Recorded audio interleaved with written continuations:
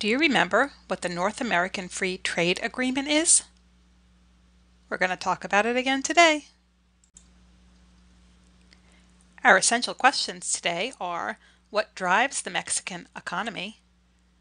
And what natural resources does Mexico have? By the end of the lesson, you should be able to discuss how the economies in Mexico, Canada, and the United States are linked.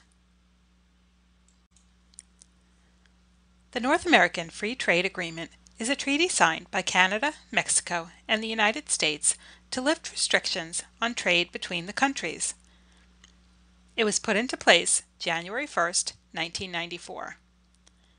It eliminates barriers to trade and investment between Canada, the United States, and Mexico. Look at the graph on the right. It shows U.S. imports from Canada and Mexico. Since 1994, the amount of goods imported to the United States from Canada and Mexico has increased by billions. This has helped the Canadian and Mexican economy. The increase in these imports is a result of the Free Trade Agreement.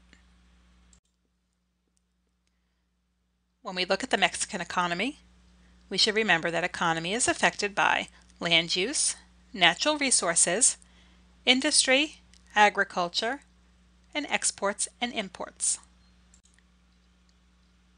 The Mexican economy is broken into 3 regions, and it's really affected by the physical geography of the regions.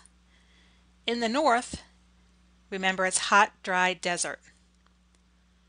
Any farming that takes place is with the help of irrigation from the Rio Grande River. The natural resources are copper, zinc, iron, and silver. And manufacturing is impacted along the U.S.-Mexico border. The central region is run by the big cities. Remember, Mexico City, the capital of Mexico, is in the central region. There's manufacturing, farming, because of the fertile soil and good climate, and the energy industry with offshore oil and gas.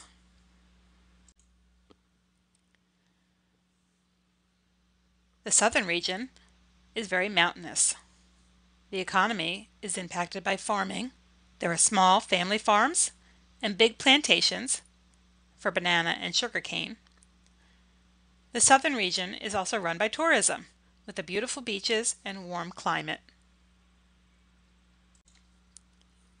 This graph represents the agricultural economy in Mexico. You can see by the yellow portion, the biggest crop is corn.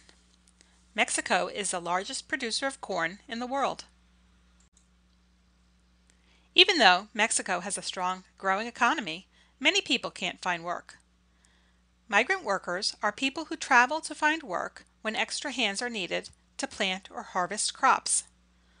Although these are low-paying jobs, these migrant workers earn more here in the United States than they would in Mexico. Migrant workers legally and sometimes illegally cross the border into the United States to find work. Mexico has a strong manufacturing industry as well. Mexico's industries include food and beverage, chemicals, tobacco plants, clothing, automobile factories, iron and steel, and oil. Some other economic factors to keep in mind when looking at the Mexican economy is tourism, with their beaches and historic sites, and sports. Mexico has a strong European influence with soccer, the baseball influence from the United States, and the Spanish influence with bullfighting. Let's review our objectives. You should be able to answer the essential questions: what drives the Mexican economy? And what natural resources does Mexico have? If you still have any questions, you can watch this video again.